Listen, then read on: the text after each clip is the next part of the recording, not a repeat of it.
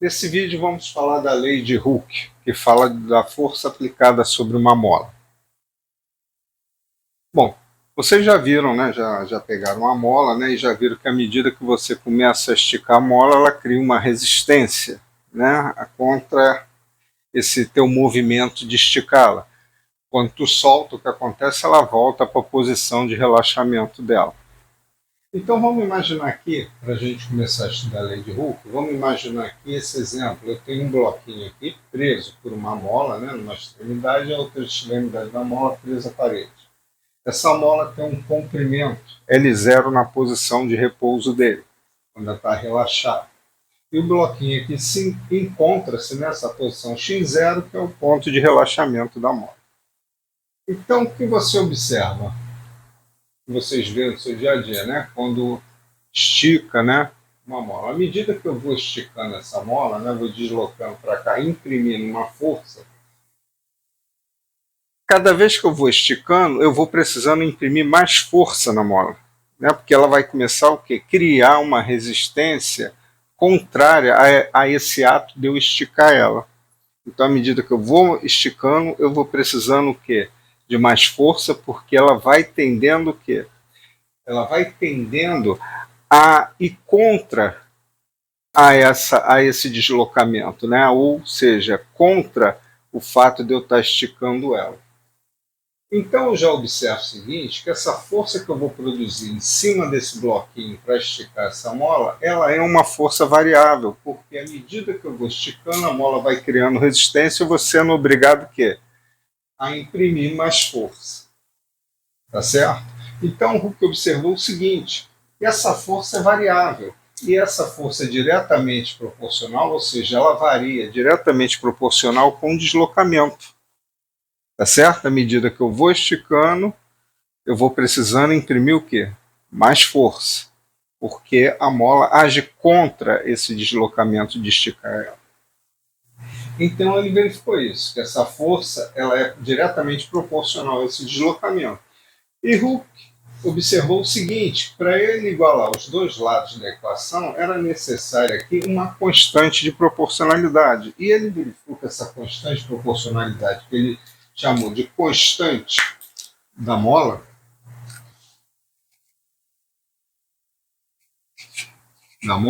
ela é inerente à construção da mola. Você observa o seguinte, cada mola constituída de materiais iguais ou tamanhos com tamanhos diferentes ou de materiais diferentes com o mesmo tamanho, ou seja, essa mola vai possuir um tipo de elasticidade diferente. Se eu pegar uma mola mais fina feita de cobre, eu vou esticar muito mais fácil do que se eu pegar uma mola mais grossa também feita de cobre. Quer dizer, a mola mais grossa vai me criar mais resistência. Se eu pegar duas molas do mesmo tamanho e esticar de materiais diferentes, cada uma vai ter uma elasticidade diferente. Então ele verificou que esse K ele é inerente à construção da mola. Cada tipo de mola vai ter o quê? Uma constante diferente. E ele observou que essa equação se iguala quando eu adiciono essa constante da mola. Então, se vocês observarem aqui, essa equação ela é uma equação do primeiro grau, tá certo? Então vamos traçar um gráfico dessa equação. Primeiramente vamos traçar o gráfico de eu deslocar essa mola aplicando uma força de x0 até x1. Logicamente essa força vai variar de x0 até x1, como mostra esse gráfico aqui, ou seja, a força vai ser o quê? Função do deslocamento sofrido na mola. E se observar, isso aqui é uma equação de uma reta, uma função do primeiro grau. Então, eu tenho esse gráfico aqui, tá certo? À medida que eu vou variando a mola, né, que eu vou esticando a mola, a força aumenta. Bom, agora vamos fazer o seguinte, vamos esticar ela até a posição x2, tá certo? Eu estiquei mais a mola, logicamente, ainda terei um gráfico de uma reta, né? À medida que eu vou esticando da posição 0 até x2, logicamente, eu vou imprimir mais força, ou seja, de x1 até x2, minha força aumentou de F1 para F2. Vamos observar o seguinte, eu não posso estudar o trabalho realizado por essa força aqui, quando eu desloco essa mola, né? Trabalho realizado por essa força, para deslocar a mola do ponto x0 até o x1, ou do x0 até o x2, conforme eu fiz lá na energia potencial, né? No conceito de trabalho de energia potencial, que está aí, acho que é a parte 3, tá, o vídeo está aí. Lá eu estudei o que? O movimento de subida e descida de uma bola. E o trabalho realizado pela força-peso para descer a bola, ou o trabalho realizado pela força-peso para subir a bola.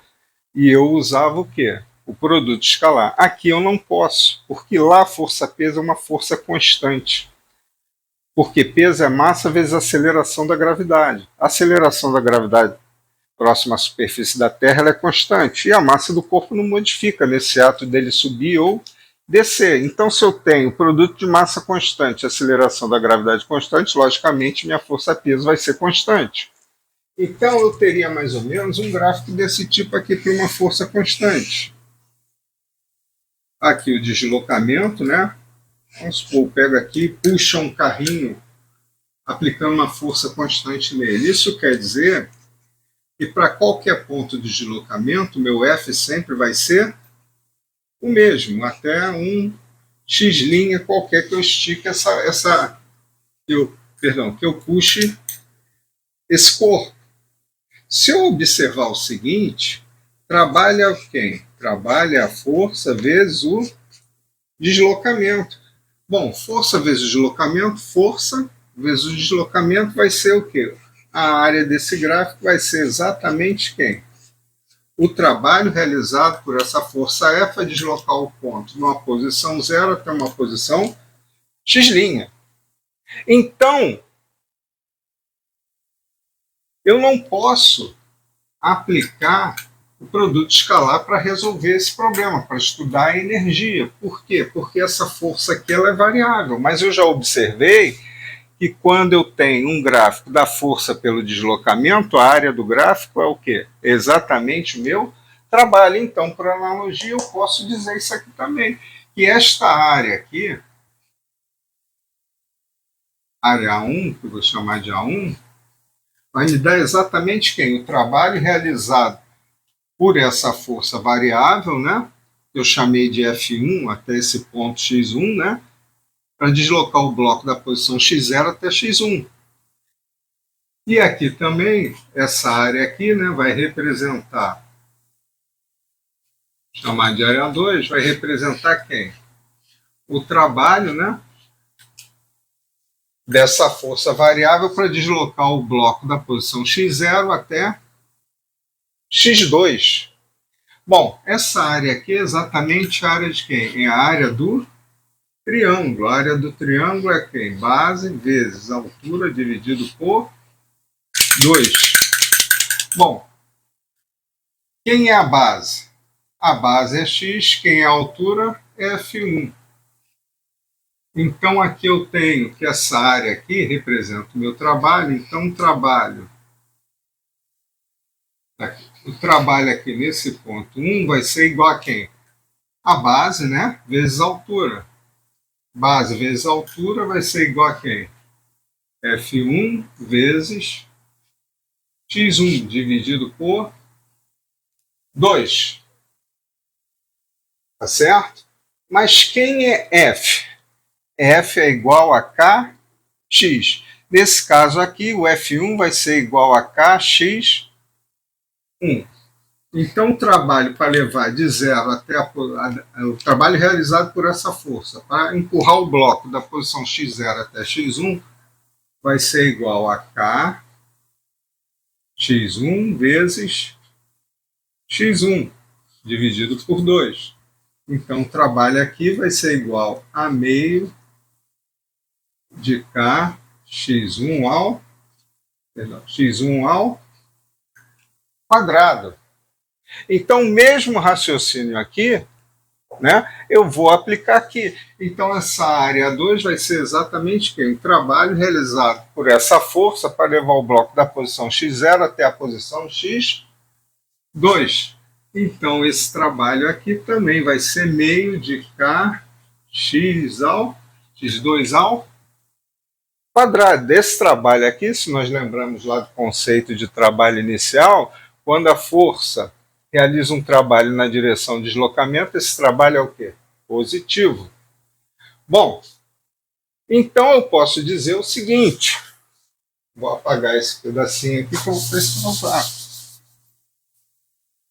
Então, olha bem, agora eu pergunto, qual vai ser aqui o trabalho realizado para a força deslocar, deslocar o bloco da posição x1 até x2? Quem vai ser esse trabalho? Esse trabalho, né, vai ser quem? A área do triângulo maior menos a área do triângulo menor. Se eu plotar as duas, né, botar essa aqui sobre essa, sobrepor, né, então vai ser exatamente aqui a área desse trapézio. E quem vai ser a área do trapézio? Vai ser a área do triângulo maior menos a área do triângulo menor.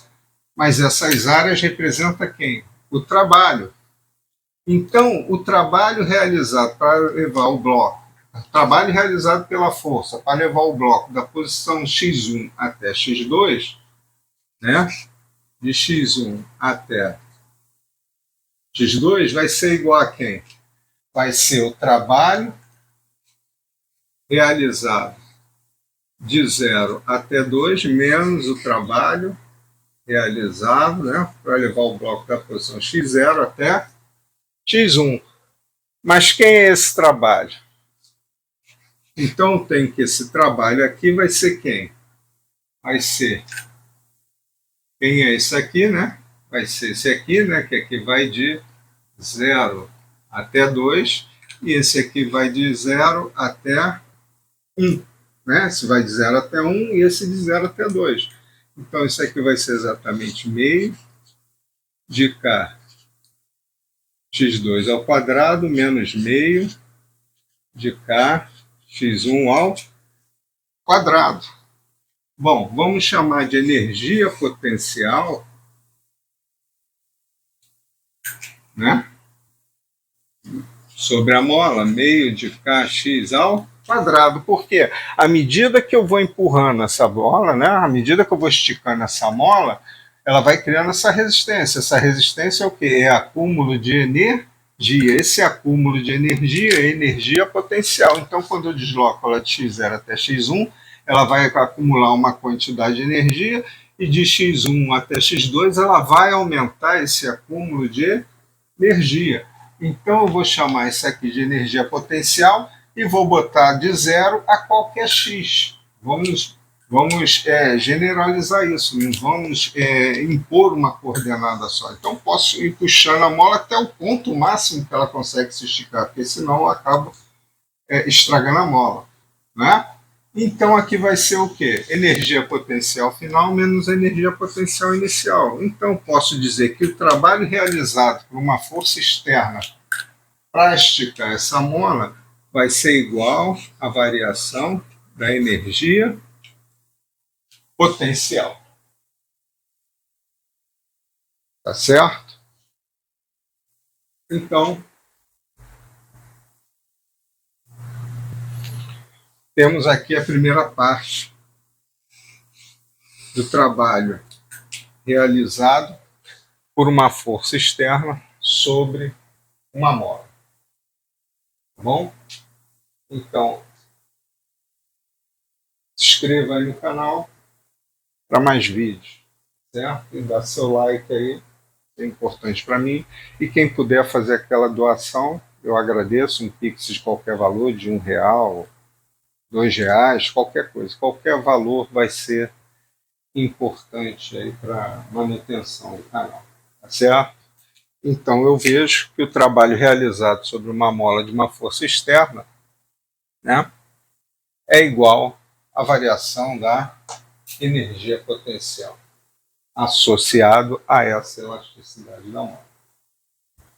Certo? Então, valeu. Obrigado aí.